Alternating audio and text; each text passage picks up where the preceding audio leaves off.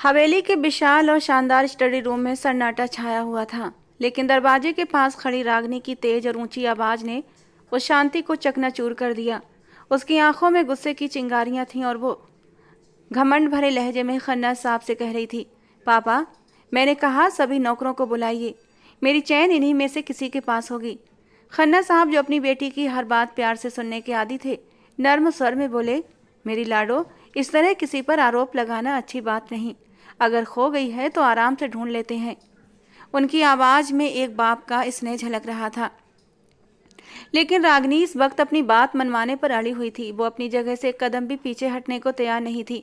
रागनी, जिसने इस वक्त महंगे कपड़े पहने हुए थे और जिसके बाल बड़ी खूबसूरती से बंधे हुए थे, अपनी खूबसूरत बिराउन आंखों से कमरे में मौजूद हर चीज को देख रही थी। उसके हाव भाव उसकी घमंड भरे नेचर को साफ दिखा रहे थे। उसने गुस्से से पैर पटकते हुए कहा, मैंने कह दिया ना पापा, सबको बुलाइए, मैं खुद तलाशी लूंगी। खन्ना साहब को मजबूरी में नौकरों को बुलाना पड़ा। थोड़ी ही देर में सभी नौकर लाइन में खड़े हो गए। सभी के चेहरे डर से झुके हुए थे, लेकिन एक व्यक्ति ऐसा था जिसने अपनी आंखें झुकाने के बजाय रागनी को गुस्से से घूरा। कबीर, जो हवेली का सबसे काबिल और भरोसेमंद नौकर था, अपने मजबूत शरीर और आत्मसम्मान भरे अंदाज की वजह से सबसे अलग नजर आ रहा था। उसकी आंखों में गुस्सा और अंदरूनी बेबसी दोनों झलक रही थीं, लेकिन वो जानता था कि रागनी का सामना करना आसान नहीं होगा। रागनी ने तलाशी शुरू कर दी। वो हर नौकर से कठोर शब्दों में बात करती और बिना झिझक उन्हें अपमानित करती जा रही थी। उसके शब्द तीखे थे और उसका अंदाज घमंडी। खन्ना साहब बेबसी से ये सब देख रहे थे, लेकिन अपनी लाडली बेटी को कुछ कहने से बच रहे थे।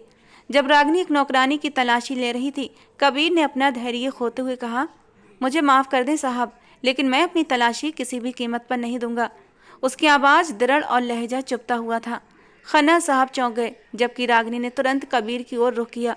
उसकी आंखें गुस्से से लाल हो गईं और उसने तंज भरी मुस्कान के साथ कहा, तुम मुझे बताओगे कि मुझे क्या करना चाहिए? अपनी औकात में रहो, दो कौड़ी के नौकर। कबीर के चेहरे पर बर्दाश्त की लकीरें गहरी हो गईं, लेकिन वो चुप रहा। रागनी का रवैया और भी सख्त हो गया।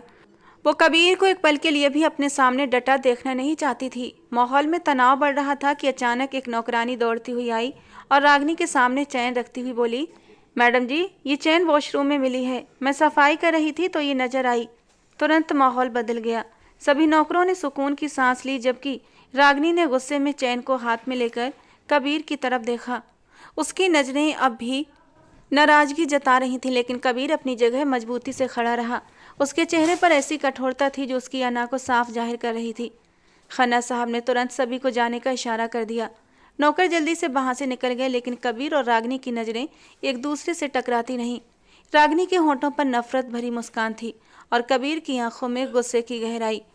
रागनी आखिरी बार कबीर को घूरकर वहां से चली गई, लेकिन उसके दिल में बस यही विचार गूंज रहा था कि कबीर ने उसके आदेश की अवहेलना की है। दूसरी तरफ कबीर उसके घमंडी अंदाज से बेहद नाखुश था, लेकिन अपनी बेबसी के साथ खड़ा रहने पर मजबूर था। सुबह का सूरज अपनी पूरी रोशनी के साथ चमक रहा था, लेकिन हवेली के बड़े से पोर्च में खड़ी रागनी के चेहरे पर गुस्से की परछाई साफ नजर आ रही थी। वो हमेशा अपने खास ड्राइवर शेरू के साथ ही यूनिवर्सिटी जाती थी, लेकिन आज उसने जिद ठान ली थी। कबीर की पिछली रात की बातों ने उसके अहंकार को झकझोर दिया था और वो दृढ़ निश्चय कर चुकी थी कि इस नौकर को अपने सामने झुकाए बिना चैन से नहीं बैठेगी।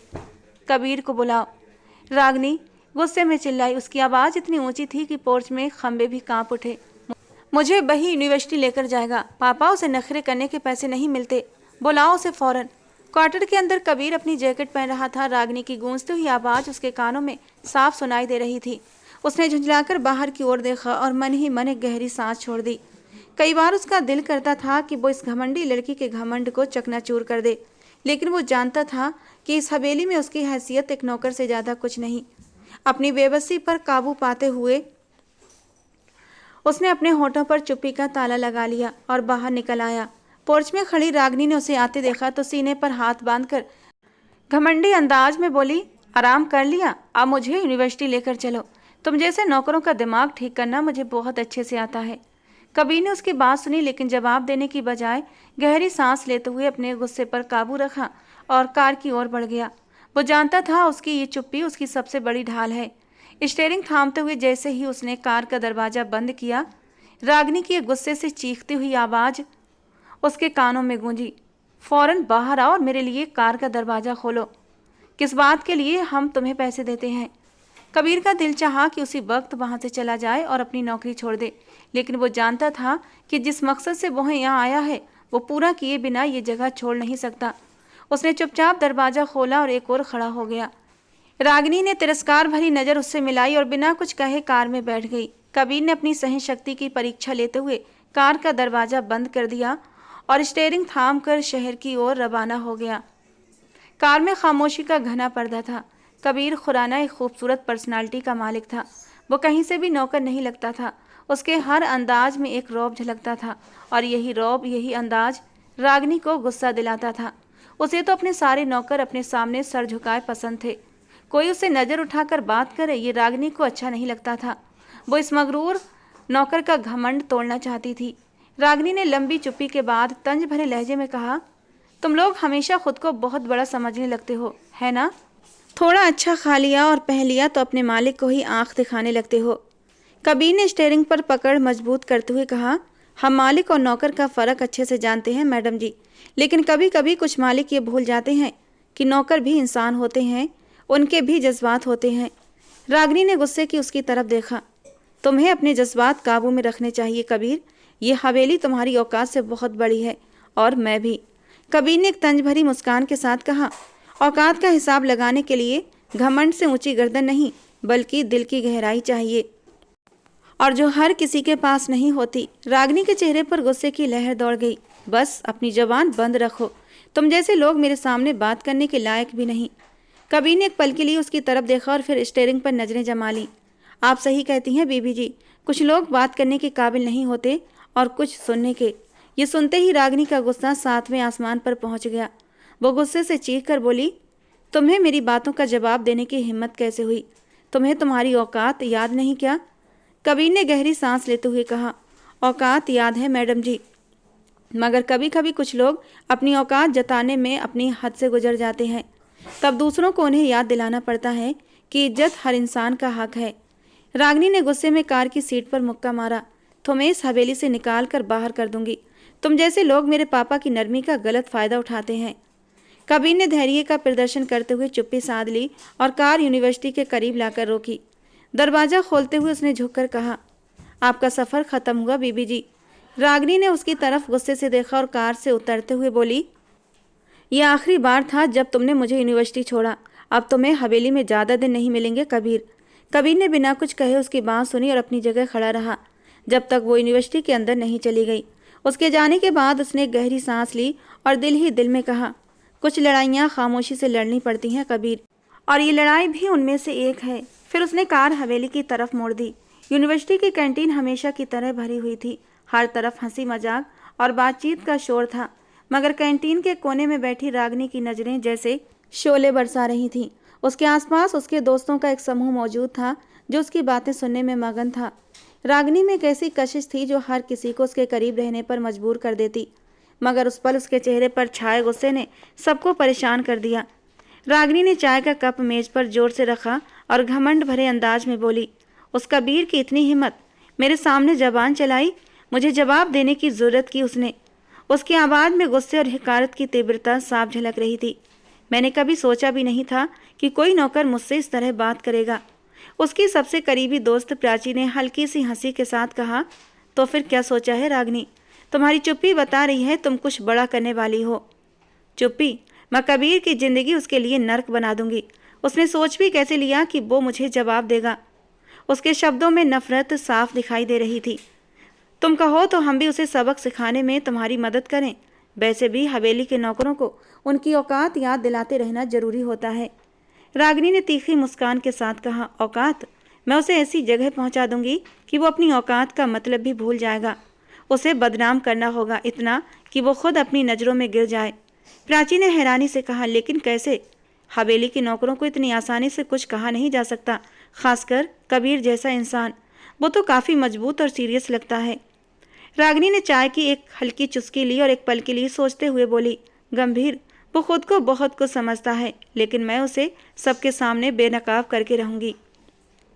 पहले उसके चरित्र पर सवाल उठाऊंगी, फिर उसके काम पर, और आखिर में मैं पापा को मजबूर कर दूंगी कि वो उसे हवेली से निकाल दें। ईशा ने उत्साहित होकर कहा, ये तो ज़बरदस्त प्लान है, लेकिन तुम्हें ये सब करने में जल्दबाजी नहीं करनी चाहिए। रागिनी ने ईशा की बात को नज़रअंदाज करते हुए कहा, जल्दबाजी नहीं, ये सब बहुत सोच समझ कर होगा, लेकिन नतीजा सिर्फ एक होगा, कबीर की बर्बादी। जब तक वो हवेली से ना निकल जाए मैं चैन से नहीं बैठूंगी। और हाँ, ये बात कभी मत भूलना कि मैं जो सोच लेती हूँ वो करके दिखाती हूँ। सभी दोस्तों ने उसकी बात पर हंसी से ठहाका लगाया, लेकिन रागिनी के चेहरे पर हंसी का कोई नामो निशान नहीं था। शाम के 4 बजे का समय था। हवेली की गलियारे में हल्की सी हलचल थी। रागिनी थकी हुई यूनिवर्सिटी से वापस आई तो लॉन्ज में बैठे मेहमानों की कतार देखकर उसके माथे पर नाखुशी की लकीरें आईं। वो हमेशा से ऐसी महफिलों को गैर जरूरी समझती थी और इस वक्त भी बिना किसी ध्यान दिए अपने कमरे की तरफ बढ़ने लगी। रागिनी बेटा, जरा रुको। खन्ना साहब की गहरी आवाज़ ने उसे रोक दिया। वो पलटी तो अपने पापा को मुस्कुराते हुए देखा। उनके चेहरे पर नरमी और खुशी का भाव था। रागिनी के कदम रुक गए। वो धीरे धीरे चलते हुए अपने पापा के पास आई। खन्ना साहब ने उसके माथे पर प्यार भरा किस दिया और अपने पास खड़ा करके मेहमानों से परिचय कराते हुए बोले, ये है मेरी बेटी, मेरी शहजादी रागिनी। फिर रागिनी की तरफ देखकर बोले, बेटा, ये चौधरी रूपेश जी हैं, दूसरे गांव से आए हैं। इनके पापा चौधरी मनीष मेरे बहुत करीबी दोस्त हैं, और ये इनकी बीबी पुष्पा जी, और ये तुम्हारे रिश्ते के लिए आए हैं। ये सुनकर रागिनी के चेहरे पर एक पल के लिए हैरानी आई, लेकिन उसने जल्दी ही खुद पर काबू पा लिया। उसकी नज़रें सामने बैठे आकाश पर टिक गईं, जो कि जीन्स टी शर्ट पहने हुए था। देखने में अच्छा खासा था, लेकिन उसका आम सा स्टाइल रागिनी को प्रभावित न कर सका। रागिनी ने खुद को संभालते हुए एक बनावटी मुस्कान सजाई और मेहमानों के करीब आकर औपचारिक अंदाज में हेलो किया। कुछ देर तक वो मेहमानों के साथ बैठकर बेमन से बातें करती रही, मगर जल्दी ही उसकी सहनशीलता जवाब दे गई। अचानक उसने अपने पापा की ओर देखा और साफ लहजे में बोली, पापा, मुझे इन सब फिजूल बातों का हिस्सा नहीं बनना। मैं बहुत थकी हुई हूँ और आराम करना चाहती हूँ। ये सुनकर मेहमानों के बीच एक पल के लिए खामोशी छा गई। खन्ना साहब के चेहरे पर साफ साफ बेचैनी दिखने लगी। उनकी नज़रें अनायास चौधरी रूपेश की ओर गईं, जो हल्की सी मुस्कान के साथ बैठे थे, मगर उनकी आंखों में गहरी गंभीरता थी।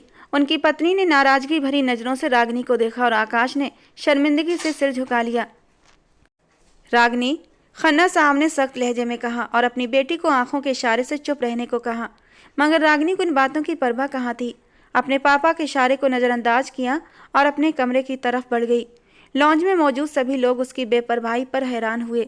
कबीर, जो किचन की तरफ जा रहा था, उसने ये दृश्य देखा। उसके चेहरे पर एक हल्की सी मुस्कान आई। लॉन्ज में मौजूद मेहमानों ने अपनी नाराज़गी छुपाने की पूरी कोशिश की, मगर माहौल में फैला बोझलपन हर किसी को महसूस हो रहा था। शाम को खाने की मेज़ पर खन्ना साहब रागिनी का इंतजार कर रहे थे, मगर वो नहीं आई। आखिरकार थक हार कर वो खुद ही उसके कमरे की ओर चल दिए। दरवाजे पर हल्की दस्तक देने के बाद वो अंदर गए तो देखा रागिनी बिस्तर पर लेटी हुई मोबाइल में बिजी थी। खन्ना साहब ने अपनी मौजूदगी जताने के लिए खंखारा, जिस पर रागिनी ने नजरें उठाकर उनकी तरफ देखा और मोबाइल रखकर सीधी बैठ गई। पापा, आप यहाँ? उसने सवालिया निगाहों से उन्हें देखा। खन्ना साहब धीमे कदमों से चलते हुए उसके पास आए और बिस्तर पर बैठ गए। उन्होंने नरमी से उसके सिर पर हाथ फेरा और बोले, हम काफ़ी देर से नीचे तुम्हारा इंतजार कर रहे थे, लेकिन तुम नहीं आई। हमें तुमसे एक बहुत ज़रूरी बात करनी है। रागिनी ध्यान से देखने लगी। खन्ना साहब ने गहरी सांस ली और बोलना शुरू किया, देखो बेटा, आज जो लोग तुम्हारे लिए आए थे वे बहुत इज्जतदार और अच्छे लोग हैं। हमने उन्हें बहुत करीब से देखा है और अभी वो अपनी बात पूरी भी नहीं कर पाए थे कि रागिनी ने तुरंत उनकी बात काट दी। पापा, मुझे बिल्कुल भी पसंद नहीं आए वो लोग। मुझे तो उनका अंदाज ही पसंद नहीं आया, न कपड़ों का सलीका, न बात करने का ढंग। और वो औरत, ऐसा लग रहा था जैसे गहनों की पूरी दुकान पहनकर आई हो। और वो आकाश चौधरी, वो तो और भी अजीब था। पापा, अगर कोई रिश्ता लेकर आ रहा हो तो कम से कम पैंट शर्ट ही पहन ले। मुझे ये रिश्ता बिल्कुल पसंद नहीं, और ख़ासकर गांव में शादी करने का तो सवाल ही नहीं उठता। मैं रागिनी की बातें अभी पूरी नहीं हुई थी कि खन्ना साहब ने नरमी से कहा, अच्छी बेटियां माँ बाप के जोड़े गए रिश्तों पर ऐतराज़ नहीं करती। रागिनी, तुम जानती हो, हमने हमेशा तुम्हें इज्जत दी है, तुम्हें अपनी शहजादी माना है, मगर कुछ फैसले ऐसे होते हैं जहाँ माँ बाप का हक होता है, और ये रिश्ता हमने तय कर दिया है। हमने तय किया है कि इस शुक्रवार को दिन और तारीख पक्की कर दी जाएगी। रागिनी की आंखों में गुस्से की चमक साफ नजर आई थी। वो तेजी से बोली, पापा आपको पता है आप क्या कह रहे हैं? मेरी पढ़ाई, मेरा करियर, ये सब कहाँ जाएगा? मैं अभी शादी के लिए बिल्कुल तैयार नहीं हूँ। खन्ना साहब ने उसे टोकते हुए कहा, करियर, पढ़ाई ये सब बाद में भी हो सकता है। अभी तुम्हारी उम्र है शादी की, और चौधरी आकाश एक बेहतरीन इंसान है, तुम्हें समझना चाहिए। यह हमारे लिए इज्जत का मामला है। आज तुम्हारी वजह से हमें मेहमानों के सामने शर्मिंदा होना पड़ा। वे लोग क्या सोचेंगे? रागिनी ने नाखुशी से सिर झटका। पापा, मुझे किसी की परवाह नहीं। मैंने कह दिया ना, मैं ये शादी नहीं करूंगी, खास तौर पर गांव के किसी व्यक्ति से तो बिल्कुल नहीं। मुझे अपने सपने पूरे करने हैं, अपनी जिंदगी अपने तरीके से जीनी है। खन्ना साहब अपनी जगह से खड़े हो गए। उनके चेहरे पर सख्ती और मायूसी के भाव थे। उन्होंने गहरी नज़र रागिनी पर डाली और ठंडे लहजे में बोले, हमने फैसला कर लिया है और ये फैसला बदलेगा नहीं। इस शुक्रवार को दिन और तारीख तय हो जाएगी और जल्दी ही तुम्हारा विवाह चौधरी आकाश से कर दिया जाएगा, और ये हमारा आखिरी फैसला है। अपना फैसला सुनाकर वो कमरे से चले गए, जबकि रागिनी गुस्से और बेबसी से बिस्तर पर गिर पड़ी। उसके दिमाग में बगावत की एक चिंगारी भड़की। काफ़ी देर तक कमरे में बैठकर रागिनी ने अपने भावनाओं को काबू में करने की कोशिश की। काफ़ी देर अपने गुस्से को काबू करने के बाद वो गार्डन की तरफ बढ़ गई। उसने सोचा कि थोड़ी देर टहलकर वो अपना दिमाग शांत कर लेगी। रागिनी के कदम खुद ब खुद लॉन की ओर बढ़ रहे थे। उसके मन में अब भी कड़वाहट थी, लेकिन उसका इरादा कुछ और था। वो जानती थी कि ये एक मौका है जहां वो अपने गुस्से की आग को ठंडा कर सकती है। इसी दौरान उसकी नज़र गेट की तरफ गई, जहां कबीर एक गार्ड के साथ बैठा हुआ सिगरेट पी रहा था। रागिनी ने गहरी नज़र से उसे देखा और फिर एक पल में उसके दिमाग में एक खुराफाती ख्याल आया। अब देखना कबीर, उसने खुद से कहा, तुम्हारी ज़िंदगी तो मैं अब बर्बाद कर दूंगी। आज मैं तुम्हें ऐसी सज़ा दूंगी कि तुम कभी नहीं भूलोगे। वो तेज कदमों से कबीर के करीब पहुंची। कबीर और गार्ड ने जैसे ही रागिनी को देखा, दोनों खड़े हो गए, लेकिन रागिनी ने फौरन कबीर के हाथ से सिगरेट छीन ली और अपनी कलाई पर लगाकर तुरंत जमीन पर फेंक दी। उसके बाद उसने एक जोरदार चीख मारी जो पूरे घर में गूंज उठी, और फिर जमीन पर बैठकर जोर जोर से रोने लगी। उसकी आवाज़ ने पूरे घर को हिला दिया। खन्ना साहब, जो अभी स्टडी रूम में बैठे थे, फौरन बेटी की चीख सुनकर पोर्च की तरफ दौड़े। कबीर और गार्ड दोनों हैरान परेशान थे कि अचानक क्या हुआ। जब खन्ना साहब रागिनी के पास पहुंचे, उसने फौरन अपना जला हुआ हाथ उन्हें दिखाया और पापा को देखते हुए चीखी, पापा देखिए इसने मेरे साथ क्या किया है। मैं तो इसे सिगरेट पीने से मना कर रही थी और इसने मेरा हाथ ही जला दिया। कबीर का दिल बैठ गया और वो सिर हिलाकर अपनी सफाई देने की कोशिश करता रहा। उसके चेहरे पर बेगुनाही की झलक थी, लेकिन उसके मुंह से एक शब्द भी नहीं निकला। खन्ना साहब की आंखों में गुस्सा और चिंता की लहर दौड़ गई। जब उन्होंने रागिनी के जले हुए हाथ को देखा और उसकी आंखों में आंसू देखे तो उनका दिमाग अचानक घूम गया। उन्होंने फौरन कबीर की तरफ मुंह मोड़ा और बिना किसी चेतावनी के उसके गाल पर एक जोरदार थप्पड़ रख दिया। तुमने मेरी बेटी को तकलीफ देने की हिम्मत कैसे की? खन्ना साहब की आवाज़ गुस्से से कांप रही थी। कबीर कुछ कहने की कोशिश करता, लेकिन उसकी जुबान बंद हो चुकी थी। वो सर झुकाए खड़ा था। गार्ड भी बेबसी की स्थिति से देख रहा था। तुरंत इस हवेली से निकल जाओ, मैं तुम्हें यहाँ बर्दाश्त नहीं करूँगा। गार्ड जो ये सब देख रहा था चुप रहा, क्योंकि वो जानता था अगर उसने भी कुछ कहा तो रागिनी उसकी नौकरी भी ख़त्म करवा देगी। इसलिए वो खामोश रहा और बस कबीर को बाहर जाने का इशारा कर दिया। रागिनी का दिल खुशी से भर गया था। उसने कबीर को एक तिरस्कार भरी नज़र से देखा और फिर अपने पापा के साथ लॉन्च की तरफ चल पड़ी। वो जानती थी आज उसने अपने बदले को पूरा कर लिया, लेकिन कबीर के लिए उसके दिल में कुछ और था, एक गहरी नफरत भरी भावना। समय तेजी से गुजरता जा रहा था। इस घटना को पूरा 1 महीना बीत चुका था। रागिनी ने इस 1 महीने में अपनी ज़िंदगी के सबसे नाजुक पलों का सामना किया। अपने पापा की बात मानते हुए उसका दिल भारी हो रहा था। उसकी शादी की तारीख तय हो चुकी थी और आज वही दिन था जिसका उसे डर था, और आखिरकार वो दिन आ ही चुका था। वो दुल्हन के जोड़े में कमरे के कोने में सजी बैठी थी। उसके मन में अनगिनत विचार चल रहे थे। उसका दिल शादी के लिए बिल्कुल भी तैयार नहीं था। रागिनी ने गहरी सांस ली और अपनी चीज़ें एक बैग में इकट्ठा करना शुरू कर दी। वो जानती थी कि वो गलत कर रही है। उसके पापा को बहुत तकलीफ होगी, लेकिन वो अपनी ज़िंदगी दांव पर नहीं लगा सकती थी। उसने हमेशा आज़ाद ज़िंदगी जी थी। वो जानती थी अगर उसकी शादी इस चौधरी से हो गई तो वो सिर्फ एक पत्नी बनकर रह जाएगी जो अपने पति के आदेशों पर चलेगी, और वो ऐसा नहीं चाहती थी। वो एक ऐसी ज़िंदगी चाहती थी जो वो अपनी शर्तों पर जी सके।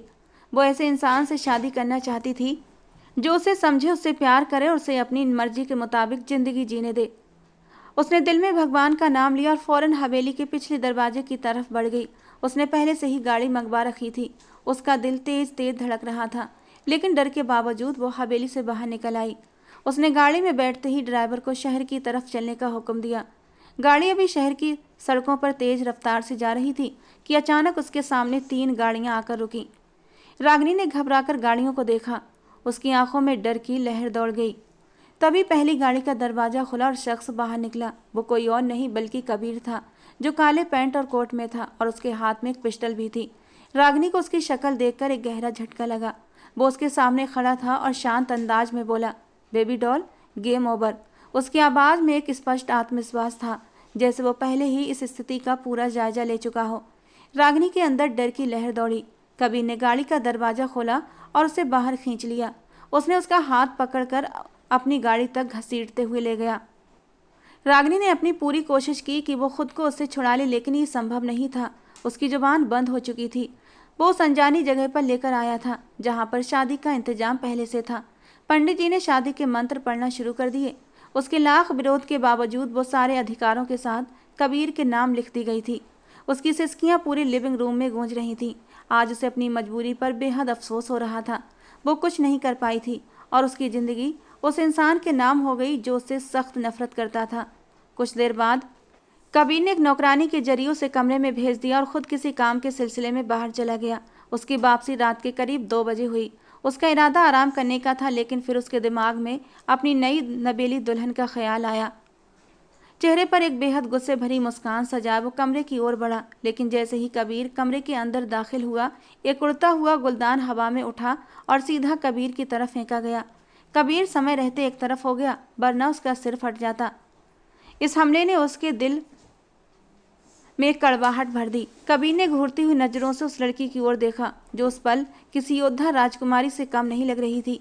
रागिनी के चेहरे पर गुस्से के गहरे भाव थे और उसकी आंखों में आंसुओं की हल्की सी चमक थी, जैसे वो अंदर ही अंदर टूट रही हो। खबरदार, मेरे करीब आने की कोशिश भी मत करना, वो तड़प कर बोली। उसकी आवाज़ में गुस्सा, बेबसी और दर्द का भाव था। मैं तुम्हारा खून पी जाऊंगी कबीर। तुमने जो मेरे साथ किया है उसकी सज़ा तुम्हें ज़रूर मिलेगी। मैं तुम्हें कभी माफ़ नहीं करूंगी। कबीर एक पल के लिए खामोश खड़ा रहा। वो जानता था कि उसने जो कुछ किया वो गलत था, लेकिन वो कबीर खुराना था। उसकी दुनिया में माफ़ी या पछतावे की कोई जगह नहीं थी। धीरे धीरे कदम उठाता वो रागिनी के करीब आया और उसके चेहरे पर एक हल्की सी मुस्कान आई। माफ़ी मांगने का तो सवाल ही नहीं उठता मेरी जान। उसकी आवाज़ में एक अजीब सी सख्ती और नरमी का मेल था, जैसे वो उसकी हर बात को बेकार समझ रहा हो। रागिनी के शब्द जहर से भरे हुए थे। तुमने मेरे साथ जो किया वो सब माफ़ करने के लायक नहीं है। तुमने मेरी इज्जत को रौंद दिया, मेरे अस्तित्व को कुचल दिया। उसके लहजे की कड़वाहट उसके दिल की टूटन को साफ जाहिर कर रही थी। बकवास मत करो, जबान चलाने की इजाज़त मैंने नहीं दी है तुम्हें। कबीर का लहजा तेज हो गया। उसने रागिनी की कमर में हाथ डालकर उसे करीब कर लिया। याद रखो, मैं तुम्हारा पति हूँ और ये सच्चाई तुम्हें हर हाल में कबूल करनी होगी। ये कहते कहते कबीर ने अपने लबों से उसकी गर्दन को छुआ था और रागिनी का वजूद उसके स्पर्श से कांप गया। उसने खुद को उससे छुड़ाने की कोशिश की। पति, तुम पति कहलाने के लायक नहीं हो। मुझे यहाँ नहीं रुकना, मैं यहाँ से भाग जाऊंगी, रागिनी ने गुस्से से कहा। उसकी आंखों से आंसू बहने लगे। कबीर ने एक पल के लिए खामोशी इख्तियार की, जैसे वो उसके शब्दों के भार को महसूस कर रहा हो। फिर अचानक वो झुककर पलंग के नीचे से कुछ निकालने लगा और रागिनी का दिल जोर जोर से धड़कने लगा। ये क्या कर रहे हो कबीर? मुझे छोड़ो। देखो प्लीज़, मेरे साथ कुछ भी गलत मत करना। उसकी आवाज़ डर और गुस्से से काँप रही थी, लेकिन कबीर ने उसकी बात को नज़रअंदाज करते हुए बेड के नीचे से जंजीरें निकाल लीं। वो मुस्कुराते हुए बोला, बहुत शौक है ना तुम्हें भागने का, लो अब भागकर दिखाओ। उसने रागिनी के पैरों को जंजीरों से जकड़ दिया। रागिनी ने हैरानी और बेबसी के आलम में अपने पैरों की तरफ देखा, जैसे उसे यकीन न हो कि ये सब सच में हो रहा है। उसके आंसू अब बेकाबू होकर बहने लगे। उससे सकते हुए बोली, कबीर मुझे माफ़ कर दो, मैंने जो भी गलती की हो उसके लिए माफ़ी चाहती हूँ, प्लीज़ मुझे जाने दो। कबीर ने उसके आंसुओं को नज़रअंदाज करते हुए कहा, यही सज़ा है तुम्हारी, तुम्हें मेरी मर्जी के मुताबिक रहना होगा। उसके लहजे में किसी तरह की नरमी का कोई संकेत नहीं था।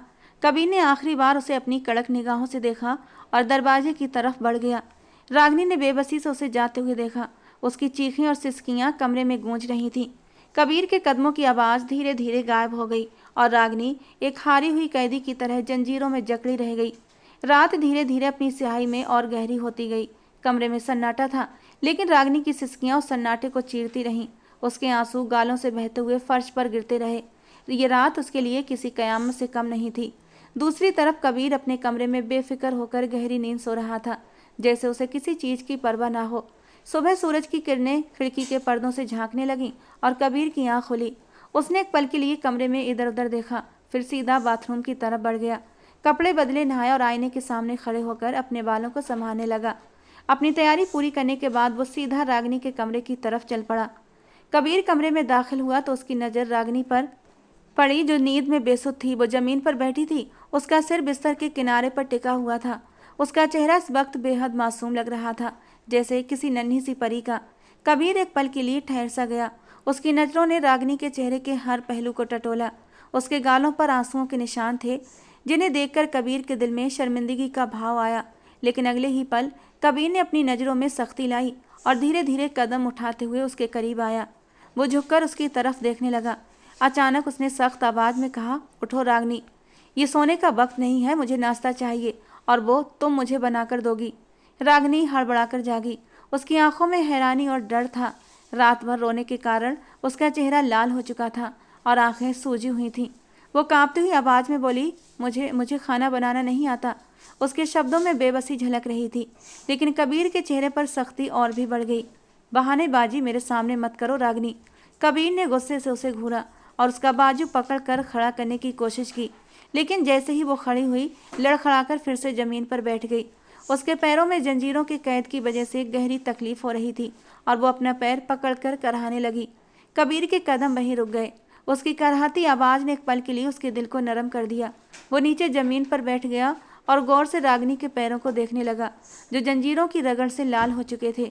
उसके चेहरे पर एक पल के लिए नरमी के भाव आए, लेकिन उसने तुरंत अपनी संजीदगी पर लौटते हुए कहा, यह तकलीफ तुम्हें तुम्हारे अपने कर्मों की वजह से मिली है।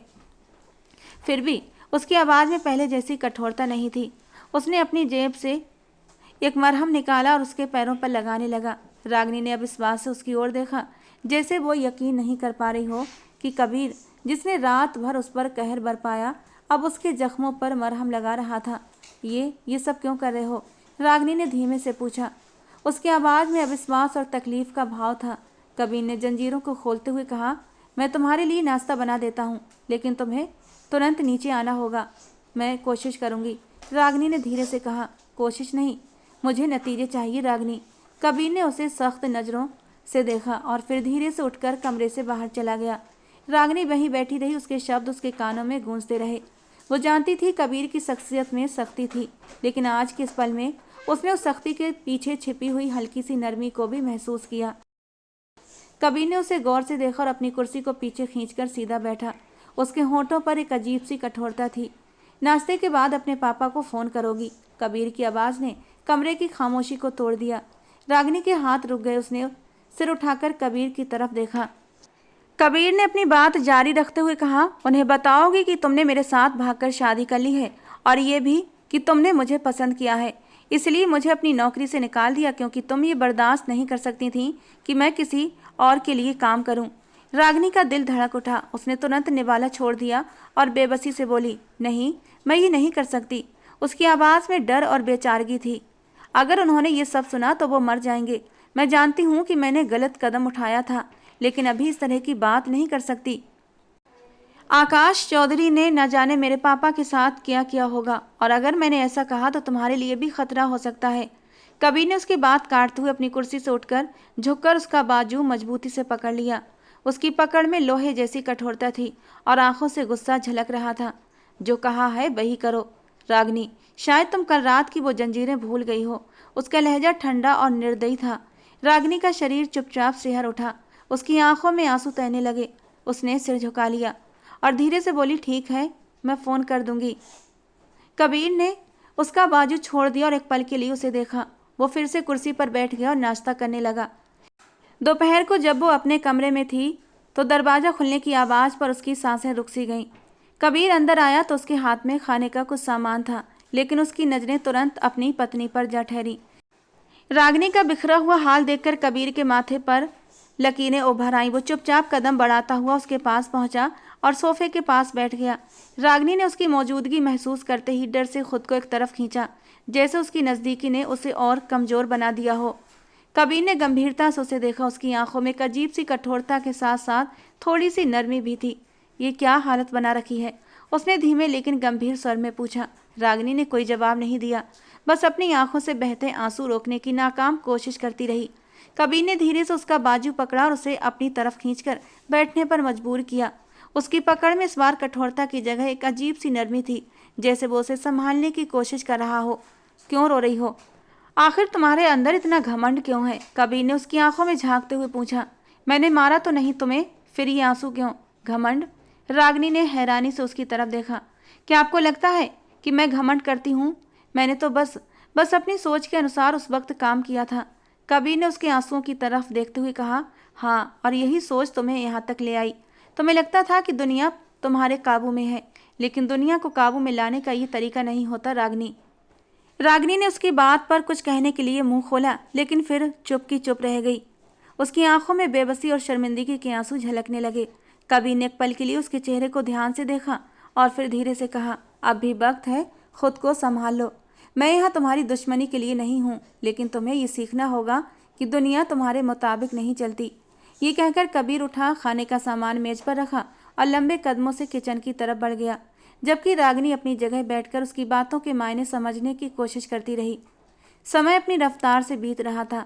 कबीर उसके पास उसके कमरे में नहीं सोता था, बल्कि वो अलग कमरे में सोता था, और यही रागिनी के लिए सुकून की बात थी। एक हफ्ते बाद कबीर ने उसे देखते हुए अचानक कहा। मुझे पता चला है कि खन्ना साहब की तबीयत बहुत ख़राब है। चौधरियों ने बहुत हंगामा मचाया था। तुम्हारे पापा की बहुत बदनामी हो गई है, जिसके कारण उन्हें दिल का दौरा पड़ा है। वो जो चुपचाप उसकी बातें सुन रही थी, एक झटके से अपनी जगह से खड़ी हो गई और तड़पते हुए बोली। नहीं, ऐसा नहीं हो सकता, मेरे पापा। उसकी तड़प देखकर कबीर की आंखों में एक पल के लिए शर्मिंदगी आई थी, लेकिन वो तुरंत ही सिर झटकते हुए बोला। मैंने तुम्हें तुम्हारे घर से अगवा नहीं किया था, बल्कि तुम खुद अपनी शादी छोड़कर भागी थी। मैंने तो तुम्हें रास्ते से उठाया था। वो उसकी तरफ देखकर बोला। हम दोनों तुम्हारे पापा के पास चलते हैं। वहां जाकर तुम सारी स्थिति उन्हें समझाओगी कि तुमने वो घर क्यों छोड़ा, आखिर क्या वजह थी। उनसे माफ़ी मांगो। मैं भी उन्हें समझाने की कोशिश करूंगा, ताकि उनकी तबीयत में कुछ सुधार आए। रागिनी सिर को हाथों में गिराकर बोली। मैं नहीं जा सकती। चौधरियों ने अगर मुझे वहां देखा तो वो लोग मुझे गोली मार देंगे। मैं उनके घर की इज्जत बन रही थी। वो लोग औरतों के मामले में बहुत सख्त हैं। कबीर के माथे पर यह बात सुनकर बल पड़े। वो कठोर स्वर में बोला। मेरी पत्नी हो, कबीर खुराना की पत्नी। किसी ने अगर आंख उठाकर भी तुम्हारी तरफ देखा तो मैं उनकी आंखें नोच लूँगा। तुम्हें चिंता करने की ज़रूरत नहीं, तुम बस तैयार हो जाओ। हम थोड़ी देर में ही गाँव के लिए निकलेंगे। इस बार रागिनी को कबीर की पत्नी होने पर अचानक से गर्व महसूस हुआ। वो चुपचाप कमरे में चली गई। थोड़ी देर बाद वो लोग गांव के लिए निकल चुके थे। गांव की तंग और मिट्टी से भरी हुई गलियों से गुजरते हुए रागिनी का दिल किसी पक्षी की तरह जोर जोर से फड़फड़ा रहा था। वो अपने घर के पास आते ही गहरी घबराहट का शिकार हो गई थी। कबीर की मौजूदगी ने उसे कुछ राहत दी, लेकिन अंदर ही अंदर वो डर से कांप भी रही थी। कबीर की मजबूत पकड़ ने उसे यकीन दिलाया कि वो अकेली नहीं है। गांव के लोगों की नज़रों में सवाल और हैरानी थी, लेकिन कबीर की आंखों में ऐसी कठोरता थी कि कोई भी उनके पास आने की हिम्मत नहीं कर सका। जब वो हवेली में प्रवेश करने लगे तो कर्मचारियों ने उन्हें हैरानी से देखा। रागिनी ने तुरंत अपना सिर झुका लिया और चादर के पल्लू से अपना चेहरा छुपा लिया। कबीर ने कठोर स्वर में सभी को नज़रअंदाज करने का इशारा किया और सीधे खन्ना साहब के कमरे की ओर बढ़े। रागिनी का दिल जोरों से धड़क रहा था। वो एक एक कदम जैसे भारी भारी मन से उठा रही थी। कमरे के दरवाजे पर पहुंचकर कबीर ने हल्की सी दस्तक दी। अंदर से कमजोर सी आवाज आई। कौन है? कबीर ने दरवाजा खोला और रागिनी को अंदर जाने का इशारा किया। जैसे ही उन्होंने अपनी बेटी को अंदर आते देखा, उनकी आंखों में जीवन की एक चमक सी आई थी। वो तुरंत अपने बिस्तर से उठने की कोशिश करने लगे, लेकिन उनकी हालत ने उन्हें रोक दिया। रागिनी, उनकी आवाज़ में अपार प्यार और बेबसी थी। रागिनी को देखते ही उनकी आंखों से आंसू आए। वो अपनी बेटी की तरफ बढ़ने लगे, अपने हाथ फैलाए। रागिनी तुरंत उनके पास आई और उनके सीने से लगकर फूट फूट कर रोने लगी। माफ़ कर दीजिए पापा, मैंने बहुत बड़ी गलती कर दी। रागिनी की आवाज़ भावनाओं से कांप रही थी। खन्ना साहब ने अपने कांपते हुए हाथों से बेटी के सिर पर हाथ रखा और हल्की सी मुस्कान के साथ बोले। मेरी बच्ची, तुम ठीक तो हो ना? और तुम ठीक हो, यही मेरे लिए काफ़ी है। पापा, मैंने आपकी इज्जत को धब्बा लगा दिया। मैंने वो फैसला किया जो मुझे नहीं करना चाहिए था, लेकिन पापा मैं मजबूर थी। खन्ना साहब ने उसे प्यार से करीब करते हुए कहा, बेटा, इंसान गलती का पुतला है। मैं तुमसे नाराज हो सकता हूँ लेकिन तुम्हें छोड़ नहीं सकता। खन्ना साहब की झुर्रियों से भरी आंखों में गहरी थकान थी, लेकिन अब उन्होंने दरवाजे के पास खड़े कबीर को देखा तो उनकी आंखों में खास चमक आई थी। उनके दिल में न जाने क्या ख्याल थे, लेकिन उन्होंने इशारे से कबीर को पास आने को कहा। कबीर, जो किसी अजीब सी स्थिति में था, कुछ पल के लिए उलझन में पड़ा, लेकिन फिर अपने ख्यालों को झटकते हुए आगे बढ़ा। वो जानता था कि खन्ना साहब की हालत उसके फैसलों के कारण और भी खराब हुई थी और वो यहाँ केवल रागनी को उसके पापा से मिलाने लाया था। लेकिन जब उसने खन्ना साहब की कमज़ोर आवाज़ सुनी और उनकी आंखों में प्यार की झलक देखी तो उसे गहरी शर्मिंदगी का एहसास हुआ। जैसे ही वो पास पहुंचा, खन्ना साहब ने कांपते हुए हाथों से कबीर का हाथ पकड़ लिया। बैठो बेटा। उनकी आवाज़ कमज़ोर थी लेकिन स्वर में एक अजीब सा शांति थी। कबीर हैरान होकर उनके पास बैठ गया। रागनी ने भी अनायास अपने बाप की ओर देखा। वो सोच रही थी कि इस मुलाकात में खन्ना साहब कबीर को डांटेंगे, उस पर गुस्सा करेंगे, लेकिन जो कुछ हुआ वो उसकी उम्मीद के बिल्कुल विपरीत था। खन्ना साहब ने धीरे धीरे बोलना शुरू किया। मैं तुम्हारा शुक्रगुजार हूँ कबीर। ये शब्द कबीर के लिए हैरान करने वाले थे। वो अचानक से चौंक कर खन्ना साहब की तरफ देखने लगा। रागनी ने भी हैरान होकर अपने बाप की ओर देखा। ये भी शब्द नहीं थे जो वो सोच कर आई थी, जिसकी वो उम्मीद कर रही थी। खन्ना साहब ने एक हल्की मुस्कान के साथ बोलना जारी रखा। अगर तुम समय पर मेरी बेटी को अपने साथ न ले जाते तो वो चौधरी उसे शहर के किसी भी कोने से ढूंढ निकालते और गोलियों से छलनी कर देते। उनके परिवार की परंपराएं बहुत सख्त हैं और उनके लिए इज्जत का मतलब केवल खून बहाना है। उन्होंने कबीर के हाथ पर अपना कमज़ोर सा हाथ रखा और कहा, तुमने मेरी बेटी को न केवल उनके गुस्से से बचाया बल्कि उसके लिए एक सुरक्षित रास्ता भी निकाला। मगर कबीर, मेरी एक छोटी सी विनती है। उन्होंने आशा भरी निगाहों से कबीर की ओर देखा। कबीर ने एक पल के लिए सोचते हुए कहा, जी बोलिए, आपके आदेश को पूरा करूंगा। खन्ना साहब ने गहरी सांस लेते हुए कहा, मेरी बेटी बहुत नाजुक दिल की है। वो तुम्हारे साथ एक नई जिंदगी शुरू कर चुकी है, मगर ये जिंदगी उसके लिए आसान नहीं होगी। मैं तुमसे वादा चाहता हूँ कबीर कि तुम उसे इज्जत और शांति दोगे जिसकी वो हकदार है। मैं जानता हूँ तुम्हारा मिजाज सख्त है, मगर पत्नी के लिए पति का प्यार और इज्जत ही सब कुछ होता है। कबीर की आंखों में नरमी के संकेत नजर आने लगे। उसने सिर हिलाते हुए कहा, आप फिक्र न करें, मैं वादा करता हूँ कि रागनी को उसकी ज़िंदगी में कभी कोई कमी महसूस नहीं होने दूंगा। वो मेरी इज्जत है और मैं उसे हमेशा अपनी पत्नी के तौर पर स्वीकार करूँगा। खन्ना साहब के चेहरे पर एक शांति की लहर दौड़ गई। उन्होंने रागनी को अपने पास बुलाया और उसका हाथ कबीर के हाथ में दे दिया। मेरी बेटी अब तुम्हारी अमानत है और उसे कभी अपने से दूर मत करना। रागनी, जो अब तक चुप थी, उसने एक पल के लिए अपने पापा को देखा, फिर कबीर की तरफ देखा। उसके चेहरे पर कृतज्ञता और शांति के मिले जुले भाव थे। उसने धीरे से सिर झुकाकर अपने फैसले को स्वीकार किया। कबीर कमरे में प्रवेश करते ही दरवाजा जोर से बंद करके रागनी की तरफ बढ़ा। उसके माथे पर गुस्से की लकीरें थीं और उसके कदमों की आवाज़ कमरे की खामोशी को चीर रही थी। रागनी आईने के सामने खड़ी अपने बाल सलीके से संवार रही थी। उसका हल्का गुलाबी ड्रेस कमरे की मध्यम रोशनी में और भी आकर्षक लग रहा था। कबीर की कठोर नज़रें उस पर जम चुकी थीं, लेकिन रागनी अपने काम में व्यस्त थी, जैसे वो उसकी मौजूदगी को नज़रअंदाज कर रही हो। तुम्हारे पापा ने कह दिया कि मैं तुम्हें इज्जत, मोहब्बत और दर्जा दूं, इसका मतलब ये नहीं कि मैं तुम्हें अपने सिर पर बिठा लूँगा, कबीर ने कड़े स्वर में कहा। उसके शब्द कमरे में गूंजने लगे। तुम समझती हो कि वो अपनी बात पूरी करता इससे पहले ही रागनी ने आईने के सामने से हटकर पलटते हुए उसकी तरफ देखा। कबीर की जुबान जैसे एकदम रुक सी गई और उसकी नज़रें रागनी की खूबसूरती में कहीं भटक गईं। गुलाबी मैक्सी में उसका दूधिया रंग मोतियों की तरह दमक रहा था। बड़े गले की मैक्सी से उसकी खूबसूरती कबीर को बहकाने लगी थी। कबीर, जो खुद को मजबूत और अडिग समझता था, उस वक्त अपनी जगह पर जैसे मूर्तिबत खड़ा था। उसके शब्द गले में अटक गए थे। वो बिना पलक झपकाए रागनी को देख रहा था, जो धीरे धीरे उसकी तरफ बढ़ रही थी। वो कबीर के बिल्कुल पास आकर रुक गई और उसके चेहरे की तरफ देखकर अपनी बाहें उठाईं। कबीर को संभलने का मौका दिए बिना उसने अपनी एड़ी को ऊंचा किया और प्यार से उसके माथे पर एक मोहब्बत भरा किस दिया।